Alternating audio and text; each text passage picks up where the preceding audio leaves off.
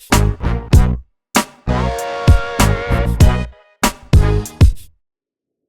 everybody, and welcome to another one of those amazing, beautiful, Make Peace with Life podcast. I'm your host, Rob Alex, and I am here today to give you some great information to get your mind moving, to get your body moving, to get your soul moving, get everything moving because we love to stay active. So let's jump right into the show. I've got some amazing topics to talk about today.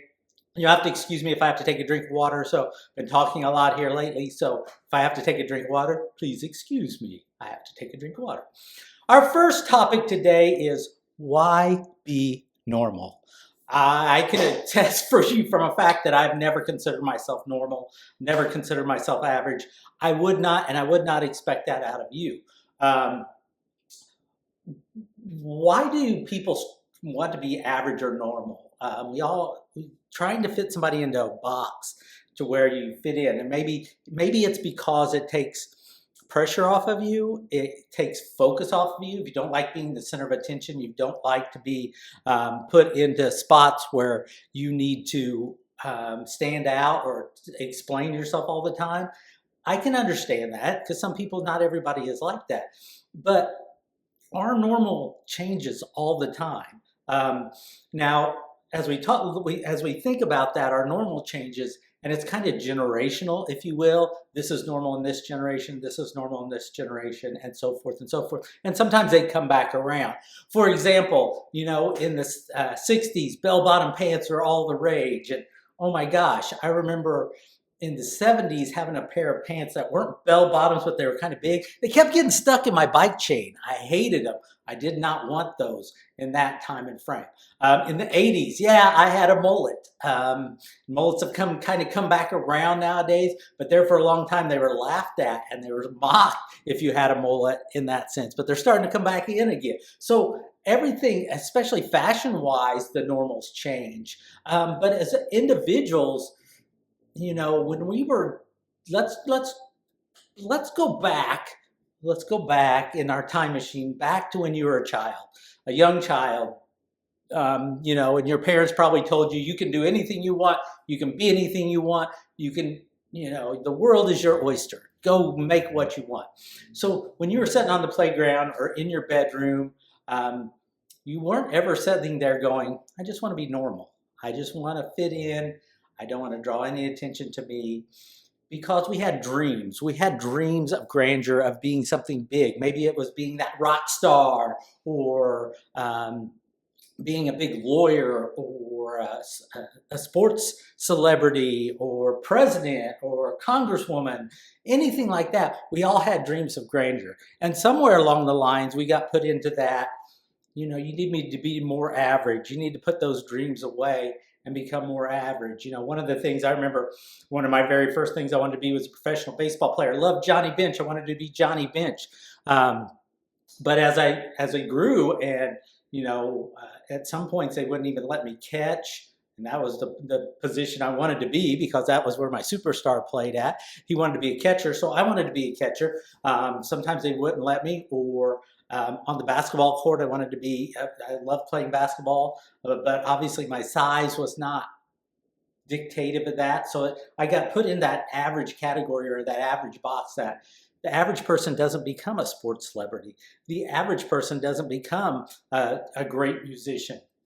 And I think that blows our dreams out of the water, and helps try to keep us in that average world. Think about it. Everyone is unique. Every single one of you out there is unique. We are all different. So why do we try to lump people into being normal or average? Not one of us is the same as our neighbor, our friends, or even siblings. In that sense, are vastly different. I can speak from experience. I have 3 sisters, and we are all vastly different. Not that there's anything wrong with any of us, although I am the best, and they will knock me on that, I'm sure. But we are all uniquely different, come from the same parents, the same gene pool, but we are all vastly different. So why would we want to be all grouped together in a box like that? saying that we are normal or average, and be like everybody else. I always hated that expression, be like everybody else. Where would we be if everybody was like everybody else? What if the Wright brothers, the two guys that invented the airplane, are credited with inventing the airplane, would have just said, no, that's too out there. People laugh at us. People make fun of us. No way. We don't want to do that. Forget it. We're just going to stick to making bicycles. Where would we be today? What about Elvis? What if Elvis had not stepped out on the stage and done his hip gyrations and stuff today? Could you imagine where music would be today without Elvis, getting up there and getting knocked for shaking his hips? And not that any of that is outlandish by today's standards, but oh my gosh, back then that was not normal. That was not thing. They filmed him only from the neck up because they're afraid to show his body moving and things like that. Oh my gosh, crazy stuff. What's another one? What if Sasquatch? What if Sasquatch said, forget it, I'm shaving this down, I'm shaving everything off, I'm going to go fit into society. Where would we be? Where would our cryptology be without Sasquatch? So those are just a few crazy examples if you think about it. And I'm sure you can think of many, many more out there.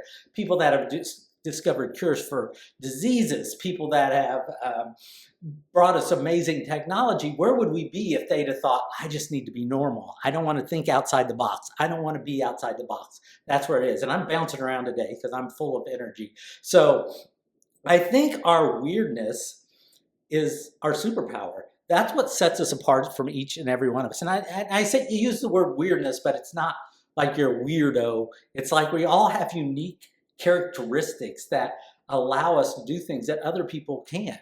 I know one of the things that is one of my weaknesses is I'm kind of afraid of heights, like to be up high. And so that's one of my weaknesses. So, when I have to do something up high, it's a little nerve-wracking to me, and I might lean on somebody else. It's not that I'm trying to be normal. It's that I'm trying to understand my strengths and weaknesses, and that's one of my weaknesses. So, and one of the things that we need to remember as we're doing all this and not being normal is that there are people out there that will resonate with you. Since the dawn of the internet, we've opened the door to people talking and people finding each other that are great.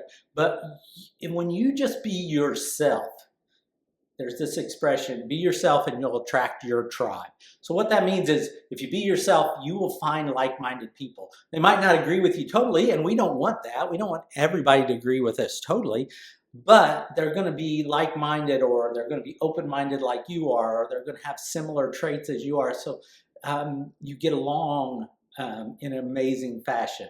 So think about that, is that being yourself will attract the people you want to be around. Because why would you want to be around people that make you want to be less of what you are, make you become average in that sense?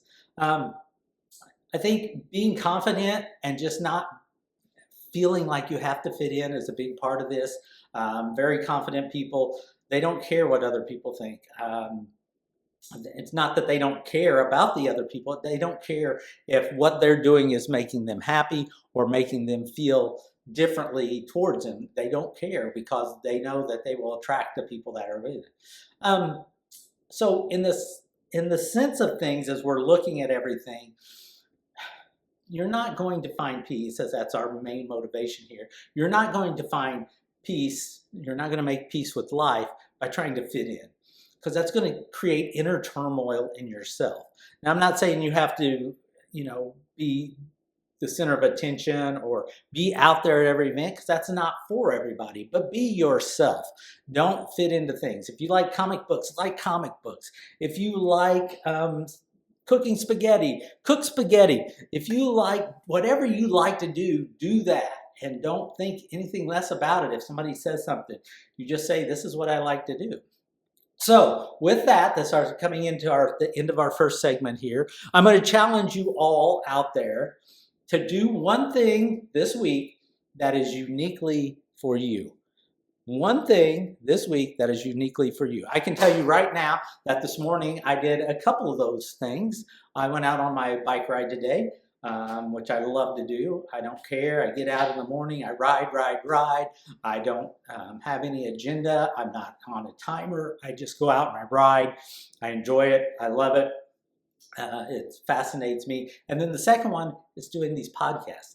I've been setting this up all day to do this podcast, and I love doing it. And some people would be scared to death to do this. Some people it's not their thing, but that's okay. And I'm at peace with that because this is my thing and I like doing it. So I'm going to keep doing it for everybody out there. Man, I am animated today. I don't know what's going on. But I love it because it looks good on the screen, in my opinion. But so that is our first segment. Go out and do something this week that is uniquely you, whatever it might be. Maybe you want to go play tennis, or maybe you want to sculpt something, make a sculpture, or maybe you just want to make the best peanut butter sandwich in the world. Whatever it is, do something that's uniquely you and be proud of it. And that is how you don't get labeled normal or have you fit inside the box or become that evil word of average. None of you out there are average, so stop trying to fit into that average box. All right, on to the next segment. This is one of my favorite. I say that about everything, but this is one of my favorite topics. I love this. This is something that is uniquely me, but this segment is called Get Your Butt Out to National Park. If you guys have not been out to the amazing national parks, and I'm talking in the United States, I haven't been out into many outside the country. I haven't probably been to any outside of the United States. But the United States has these protected areas that are called national parks.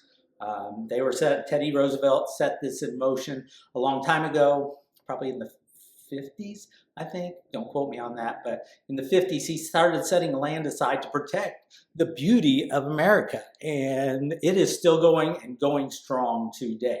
One of the things that I love about going to the national parks is it gives you a chance to recharge your mind, your body, and your spirit. So you're going to go out there and you're going to allow yourself to get immersed in the nature, be out with amazing beauty, and that's going to recharge your mind. It's going to let your mind, you're going to stop thinking about emails, you're going to stop thinking about work, you're going to stop thinking about all the craziness that life holds and totally be present in these national parks. And then your body, it's going to do wonders for your body. There's so much hiking, so much adventure, it's great for your body, breathing the fresh air, listening to the sounds all around you, the natural nature sounds, not honking horns or kids getting off the school bus or the Amazon driver knocking on your door. You're going to hear sounds that are totally nature. And then your spirit as well, because you're going to be transported into a world that is much different from where most of us live, in a house, in a neighborhood, in a big city, whatever. You're going to be transported into a national park setting. And what I really love to do when I go into a national park is I love to think that I'm an explorer back before the United States, which we just celebrated the 250th birthday of the United States. But before that, when it was just like a territory and people were having to explore it because they didn't know much about it, but how when they came up on some of this natural beauty that is protected by our national parks, how amazed they must have been when they came up to gigantic waterfall or a beautiful beach or these sand structures in Utah. How amazed they must have been when they saw those. And I think that is the spiritual part of the getting to a national park that I like to think. Each national park is uniquely different. I think that's amazing because they're all scattered all over the United States. They're not the same. This is not Disneyland where you're going to go and you're going to see the same things in Florida as you're going to see in California or Tokyo or wherever else there's Disneylands. This is not a carbon copy. This is uniquely to that area.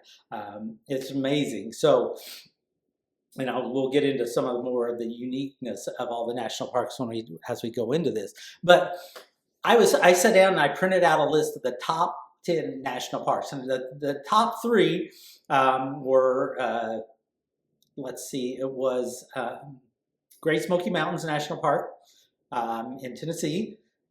Zion was number 2 in Utah, and Yellowstone in Wyoming was number 3. All 3 of which I've been to, so I'm proud to say. But of the 10, there was only 2 that I hadn't been to, so I'm very proud of that.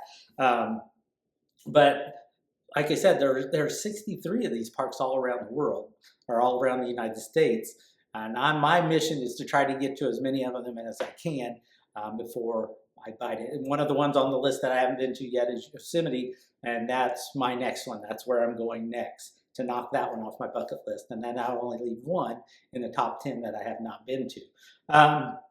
But, you know, there are some national parks out there. Now, the 3 I just mentioned are big parks. They are very popular, and that list was based on popularity and the number of visitors that go there. But there's some other great ones out there that are not quite as well known or seen. Let's see, a Great Basin in Nevada. Beautiful night skies, they say. I've not been to that one as well myself, but it claims that they have the best beautiful night skies, and to go out there and star watch is amazing. North Cascades in Washington has crazy waterfalls in that park they're talking about. The Guadalupe Mountains, just right in my back door, Texas, a beautiful hiking in Texas's highest peak in that state. And Theodore Roosevelt National Park in North Dakota, where they actually have wild horses that are still running around in that. So there's some ideas for you to get out to national parks. Now, a lot of people are like, yeah, but it costs money to go to the national park. Now, national parks are relatively cheap compared to other attractions you're going to. I know I was looking at prices of the Disney tickets before I got here, $170, $180 for a day or 2 days or something. National park, you can get your whole carload of people into the national park for between $25 and $35 for a week. So you can stay near the park. You don't have to take it all in. I suggest always having multiple days in the park. So your pass is good for 7 days once you buy it the first time. I suggest getting there and experience some time. Don't push yourself to do too much in one day. Go and see a little bit of the park, come back, rest, relax, recoup, go the next day, pick a different area. That's how I did Yellowstone, and there's still areas of Yellowstone that I haven't been. Went to Yellowstone for a week, and there's still areas that I have not been to that I'll have to go back and see those with everything. But every park has amazing energy and amazing things to see, and there's too vast many to hear to just explain it all to you. But some of the ones that I want to say, when I went to Grand Canyon National Park, just the pure vastness of the Grand Canyon and this carving that was carved out by water, simply put, is just amazing to see and to witness. You see how big nature can be. You seeing Old Faithful erupt wasn't one of my highlights of Yellowstone, but it was still amazing to see, and how it's very by the clock.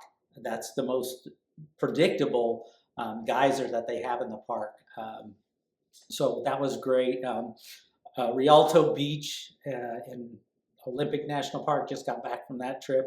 You might look, and there's some videos of the beach on there, and that was amazing. That was such a spiritual place for me to go there and see that. One of my other favorites was the Narrows at Zion National Park, hiking up the Narrows, going through water up to my waist or up to my chest to just do a hike. It was the most interesting and most diverse hike that I'd ever done. And I thought, I don't need one of those sticks when I started. I'm glad I took one, because I fell several times as I was navigating through the water and everything. But then my favorite park right now is Yellowstone. Yellowstone has been my favorite park that I've been to. And one of the unique features about Yellowstone is the amount of wildlife that you will see. I saw moose, I saw bears, I saw a bison, you name. I mean, I didn't get to see the wolves. That's the one thing that I missed that I want to go back and see when I go back. But driving into the park the first 5 minutes and to see wild buffalo next to the road, and then you have to slow down so you don't hit them. Just amazing, amazing, amazing, amazing. adventure to go on the national park. Now, you can't, if there's not a national park near you, there's over 10,000 state parks. 10,000 state parks that you can go and see, and very similar. I remember back in my home state of Indiana, there's a little park called Turkey Run that we used to go to and do all the hikes. And it was on a smaller scale, but it was still getting out in that nature, still had that reset feeling that it did. Water running, it was beautiful. So if you can't get to a national park, go to a state park. They're even usually less to get into than the national park. So I think the one thing that if you want to look for treasure in the United States, all you have to do is go to a national park, and you're going to find the beauty, because that is the treasure that the United States has to offer to you in their grand scheme of everything. So get your butt out to a national park. You will love it. You will enjoy it. And I promise you will not be disappointed. And you'll come back with lots of memories and lots of photos. Last thing on our topic today is the crystal skulls. I don't know if any of you have ever heard that. Now, I have a little replica of a crystal skull. I don't know if you can see it. It's just a little replica of a crystal skull. Now, these are fascinating things, and there's a lot of debate on crystal skulls.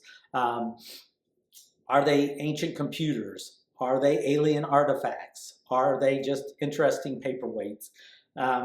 This has been debated because the crystal, the quartz crystal that these are made out of, this one's probably not made out of the same stuff as the others, but the quartz crystal that is made out of it, they can't carbon date it. So they can't put a date stamp on it like they can with a tree or a rock or charcoal or things, artifacts. They can't put a date on it, so it makes it hard to find. So probably one of the most famous is the Mitchell Hedges crystal skull that was found in Belize in the 1920s. It started this whole debate of whether these are real, they're fake. Is this a marketing ploy? Is this something amazing? But I think the biggest part about this that is fascinating to me is the curiosity around it and the way that people flock to it. Now, the skull itself symbolizes knowledge and death in that sense, but the skull itself symbolizes knowledge. So I think that's a wonderful metaphor for the crystal skulls. Is there a knowledge that we're not thinking about? Now, the legend says that there are 13 crystal skulls. So there's 13 crystal skulls scattered all throughout the world. And that if those 13 skulls are ever brought together in one area, that they will unlock amazing and information that'll just blow your mind. So that's interesting to think about, but there's so many fakes, and who knows where these 13 crystal skulls, it kind of sounds like a Dragon Ball Z kind of thing where you're looking for the Dragon Balls, but the crystal skulls are, they're people that have found them. We don't know, like I said, we can't date them, so we don't know if they're ancient. We don't know if people just made them. The big thing is the quality of them. It's really great craftsmanship on them. So some people say, well, they have to be modern, but who knows on that. So they're interesting because the quartz crystal that they're made out of is an energy store. So we use that in a lot of things that we do today. Remember the quartz digital watches? There's some of the simple technology that we use quartz crystals for, because they keep that time that's going in amazing ways. So that makes me think, I keep pulling mine up like mine's a real crystal skull, but are these crystal skulls some kind of memory recording device, or some ancient or alien advanced computer in that sense that's storing information, collecting information from the world around us? Or are they just ceremonial tools used for rituals and meditation that symbolize that knowledge and death and how they are both impact our world? It's very interesting to think. But the thing that I always think about is this and again, I picked this up like it's one of the real ones, but are crystal skulls an ancient technology that over the millions of years or hundreds of thousands of years that we've lost that ability to understand what those crystal skulls are all about and what they're bringing to the table in that sense. So that is something that fascinates me, thinking, this might be a lost technology. And it might be something that we just have lost over the centuries.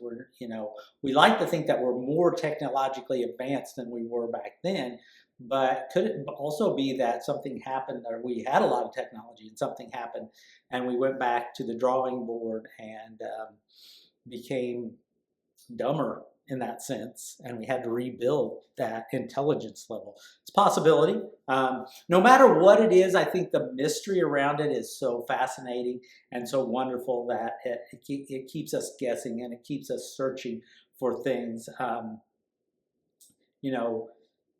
It makes us think deeper and it makes us question everything. And I'm okay with that. I'm okay with questions, as we've talked about in many of our episodes. I'm okay with questions.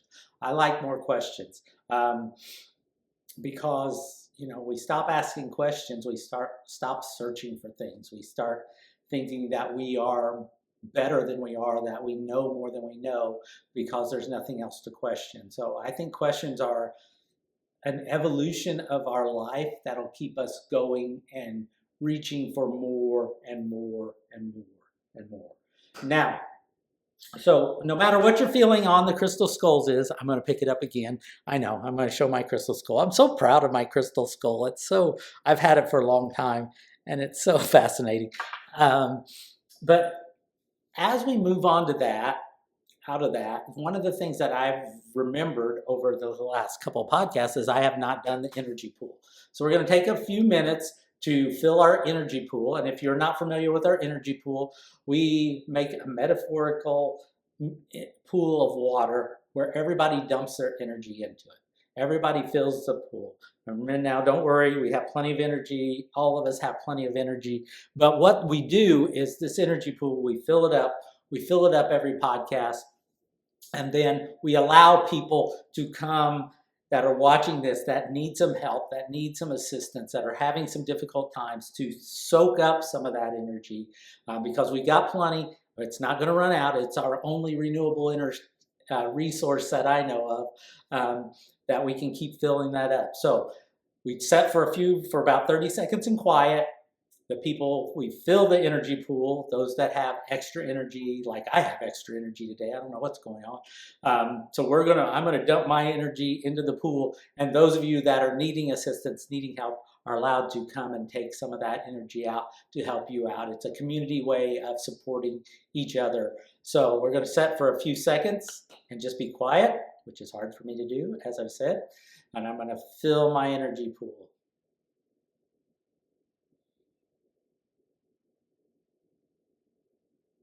And I feel some people pulling some energy out of the pool.